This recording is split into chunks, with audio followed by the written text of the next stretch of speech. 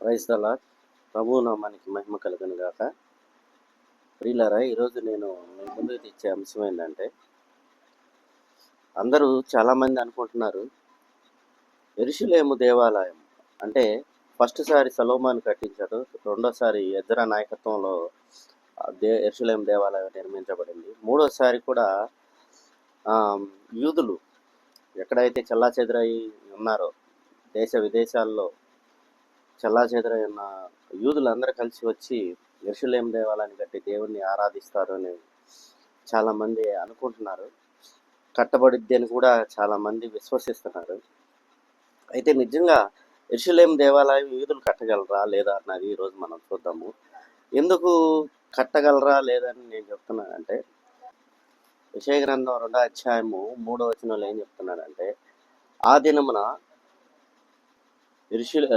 సియోను నుండి ధర్మశాస్త్రము, యెరూషలేములో నుండి యెహోవా వాక్కు బయలుదేరుము అని చెప్తున్నాడు. అంటే ఇక్కడ దేవుడు ఖచ్చితంగా ఏదో చెప్పాలనుకుంటున్నాడు యెషయా భక్తుడు ద్వారా. ఏంటిది అంటే, ప్రియమైన దేవుని బిడ్డలారా, ఇక్కడ మనం ఆ రోజుల్లో యెరూషలేము దేవాలయంలోకి అన్ని జనులు వచ్చేవాళ్ళు కాదు. వాళ్ళు ఎక్కడి దాకా రావచ్చు అంటే, దేవాలయం బయట ప్రహరీ ఉంటుంది, దేవాలయానికి ఒక ప్రహరీ ఉంటుంది, ఆ ప్రహరీకి బయట వరకు రావచ్చు. లోపలికి మాత్రం మీద ఈ యూదులు వెళ్ళొచ్చు, వెళ్ళి దేవుడిని ఆరాధించుకోవచ్చు. అయితే అతి పరిశుద్ధ స్థలం అనేది ఒకటి ఉంటుంది. ఆ అతి పరిశుద్ధ స్థలంలోకి వెళ్ళడానికి ఒక యాజకుడికి తప్పించే రెండో వాళ్ళకి అవకాశం ఉండేది కాదు. అయితే యూదుల యొక్క ఉద్దేశం ఏంటంటే, దేవుణ్ణి దేవాలయంలో ఉంచి దేవుణ్ణి ఆరాధిస్తూ దేవుని సేవ చేసుకుందామని అనుకోవడంలో తప్పులేదు, కానీ దేవుణ్ణి ఆరాధిస్తున్నాం అనుకొని తప్పుడు పనులు చేస్తుంటే ఖచ్చితంగా ఆ దేవాలయంలో దేవుడు ఉన్నా ఒకటే, లేకపోయినా ఒకటే. ఆ రోజుల్లో యూదులు ఏమనుకునే వాళ్ళంటే, దేవునితో మేము నిబంధన కలిగి ఉన్నాము, మేము దేవుని బిడ్డలము, దేవుడు మాకు చెప్పాడు, మీరు నా బిడ్డలు అని వాళ్ళకి చెప్పాడు.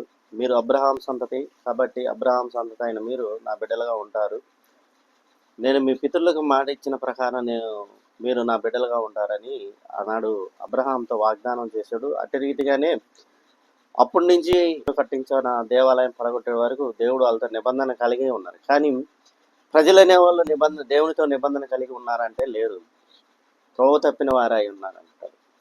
ఎక్కడ చెప్తాడంటే, ఇర్మియా గ్రంథం 7వ అధ్యాయము 10వ వచనంలో, 10, 11 వచనాల్లో చెప్తాడు. అయితే ఇప్పుడు వాళ్ళు దేవుడు చెప్పాలనుకున్న అంశం ఏంటంటే, యెషయా గ్రంథం 2వ అధ్యాయం 3వ వచనంలో, సియోనులో నుండి ధర్మశాస్త్రమును, యెరూషలేములో నుండి యెహోవా వాక్కు బయలుదేరుతుంది అని చెప్తున్నాడు. అంటే దాని అర్థం ఏంటంటే, మీరు తప్పు చేస్తున్నారు, మీ తప్పులకి తప్పు ఇది, మీరు ప్రాయశ్చిత్తం పడితే ఓకే, ప్రాయశ్చిత్తం పడకపోతే మీరు జరగబోయే క్రియల్ని ఫేస్ చేయాల్సి ఉంటుందని దేవుడు చెప్పకనే చెప్పాడు వాళ్ళకి. అయితే ఇప్పుడు విషయం ఏంటంటే, దేవుణ్ణి వాళ్ళ వరకు మాత్రమే వాళ్ళు ఓన్ చేసుకున్నారు, ఎవరిని రానియట్లేదు దేవుని దగ్గరికి. కాబట్టి దేవుని ప్రణాళిక ఏమైందంటే, అన్ని జనులకు కూడా నేను దేవుణ్ణి అని చెప్పాలనుకుంటున్నాడు. కాబట్టి ఇదే విషయాన్ని ఎక్కడ చెప్తాడంటే, అదే 2వ అధ్యాయంలో 2వ వచనంలో చెప్తాడు. ఏమని చెప్తాడంటే, ఆ దినమున మనము యెహోవా పర్వతమునకు వెళుదము రండి అని అన్ని జనులు ఒక నీటి ప్రవాహము వలె యెహోవా పర్వతముకి వస్తారు. ఇక్కడ పర్వతం ఎవరంటే సియోను కొండ మీద దేవుని నివాస స్థలము అని చెప్తాడు. ఇది యాక్చువల్గా సియోను ఇక్కడ సాదృశ్యంగా చూసుకున్నట్లయితే, సియోన్ అనేది ఏంటంటే, యెబూసీల దగ్గర నుంచి దావీదు భక్తుడు యెరూషలేమును స్వాధీనం చేసుకున్నప్పుడు సియోను కోట అనే ఒకటి ఉంటుంది. ఆ కోట దగ్గర ఆ కోటని స్వాధీనం చేసుకొని అక్కడ ఒక నివాస స్థలాన్ని ఏర్పరచుకుంటాడు దావీదు. దాన్నే ఏమంటారంటే దావీదుపురము అంటారు. అయితే ఇప్పుడు విషయం ఏంటంటే, ఇప్పుడు ఆ దావీదుపురములో నుంచి ఏమొస్తుందంటే ధర్మశాస్త్రం వస్తుందని చెప్పుకొస్తున్నాడు. అదేవిధంగా ఆ యెరూషలేము అంటే ఇక్కడ మనం 2 విషయాలు చూడు. సియోను వేరు, యెరూషలేము వేరు అంటే కాదు, రెండు ఒకటే. ఒక ఊర్లో 2 పేటలు ఉన్నట్టు, సపోజ్ ఎగ్జాంపుల్ కానీ మనం కానీ చూసుకుంటే హైదరాబాద్ సికింద్రాబాద్ ఎలాగో, ఆ మొత్తం కలిపి ఒక సిటీ కానీ కన్సిడర్ చేస్తే ఆ సిటీలో హైదరాబాద్ సికింద్రాబాద్ లాగా, అదేవిధంగా చీరాలుగా పేరాల కానీ తీసుకున్నట్లయితే చీరాల టౌన్లో పేరాలు అనేది ఒకటి అనమాట. అలాంటి ప్రదేశము ఈ సియోను. దాన్నే దావీదుపురం అంటారు. ఈ దావీదుపురంలో నుంచి ఏమొస్తుందంటే దేవుని ధర్మశాస్త్రం వస్తుందని చెప్తున్నాడు దేవుడు భక్తుడు. అయితే ఎలాగా వస్తుంది, ఎందుకు వస్తుందంటే ఇక్కడ మనం అర్థం చేసుకోవాల్సిన విషయం ఏంటంటే యూదులు ఏం చేశారు అంటే దేవుని ఆలయం కట్టి దేవుణ్ణి ఒక వాళ్ళకి మాత్రమే ఓన్ చేసుకున్నాడు. దేవుణ్ణి దగ్గరికి అన్ని జనులను రానియకుండా చేస్తున్నాడు. అంటే యెహోవా దేవుడు ఐగుప్తులో ప్రజలు ఉన్నప్పుడు, బానిసత్వంలో ఉన్నప్పుడు వీరి ద్వారా నా నామాన్ని అన్ని జనులు అంటే దేవుణ్ణి ఎరగని ప్రజలు ఎవరైతే ఉన్నారో వారు తెలుసుకునేటట్టు చేయాలనుకున్నాడు. కాబట్టి అక్కడ 10 తెగుళ్ళు తీసుకొచ్చి వాళ్ళ నుంచి అక్కడి నుంచి దాస్యత్వం నుంచి తీసుకొని వస్తాడు యెహోవా దేవుడు. అయితే దేవుడు మెయిన్ ఉద్దేశం ఏంటంటే ఇక్కడ ఈ ప్రజలను ఉపయోగించి పరిశుద్ధ జనము, వీరంతా పరిశుద్ధ జనమని చెప్పుకోవాలి.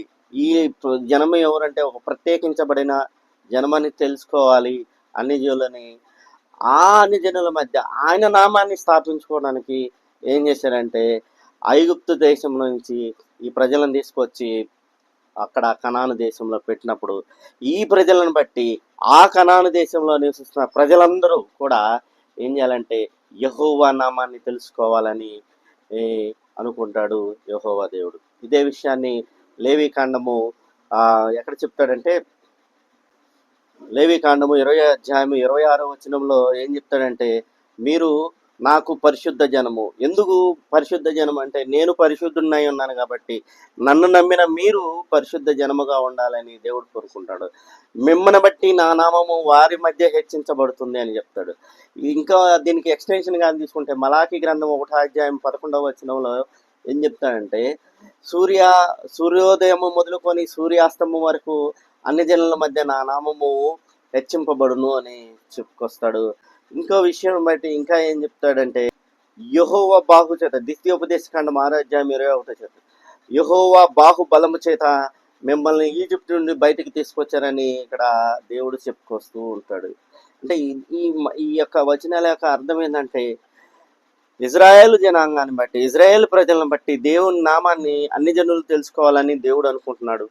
ఆయన గొప్ప దేవుడు, సర్వోన్నతుడు, సర్వశక్తిమంతుడని అన్ని జనులు తెలుసుకోవాలనుకుంటున్నాడు. ఎందుకంటే వాళ్ళకి ఒక దేవుడు లేడు, వాళ్ళకి ఒక సిద్ధాంతాలు లేవు, ఏమీ లేవు.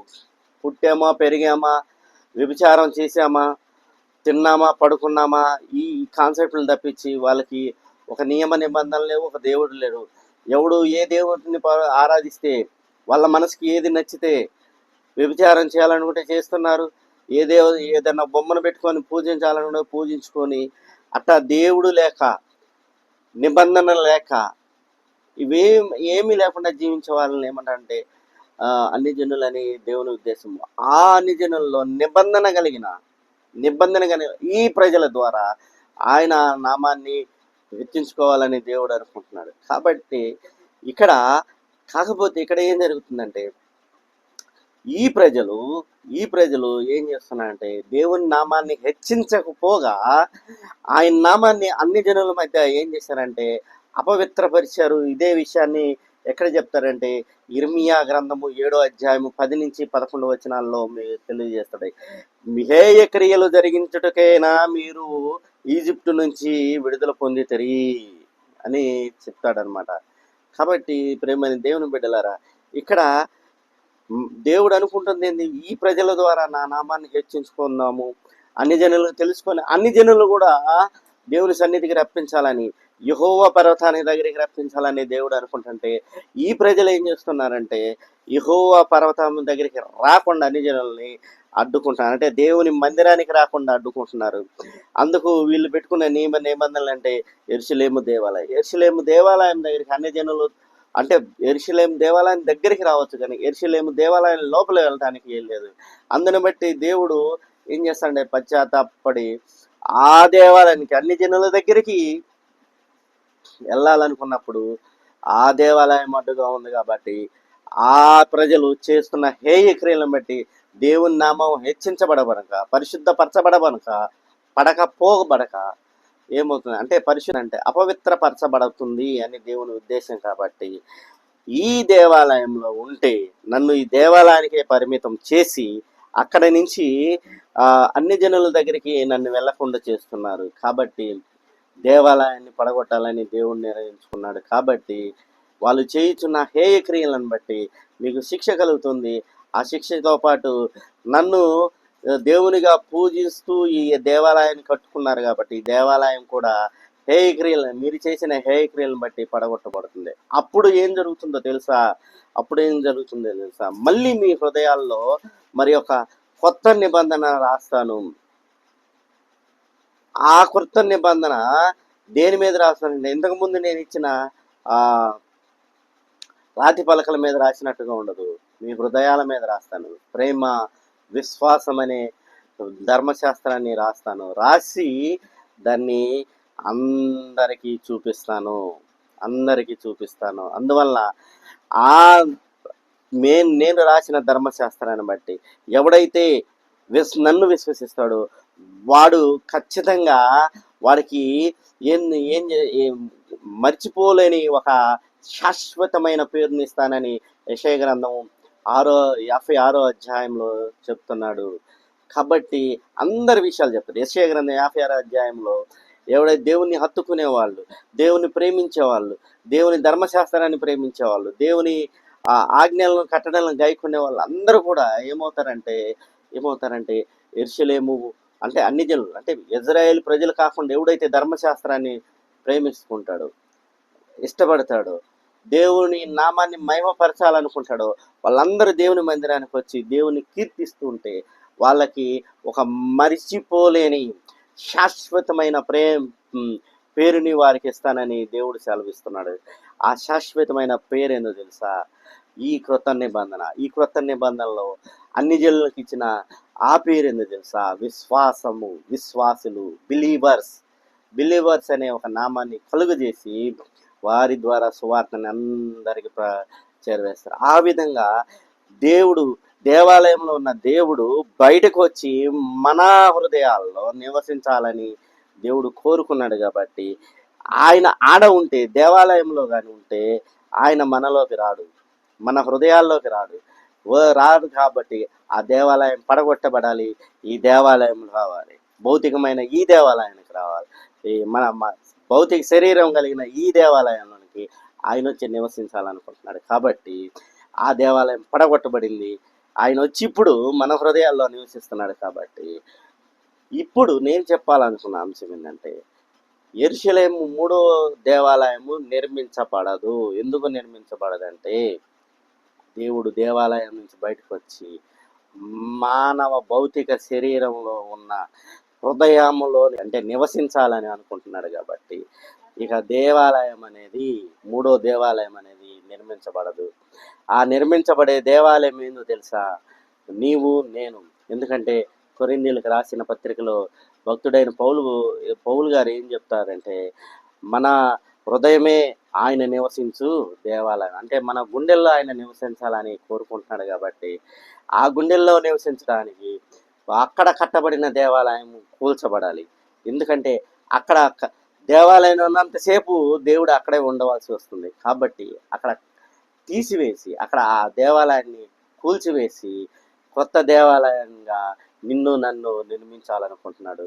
ఈ విషయం అర్థమవుతుంటే దేవుడు మిమ్మల్ని మీ కుటుంబాలను దీవించునుగాక. ఆమేన్.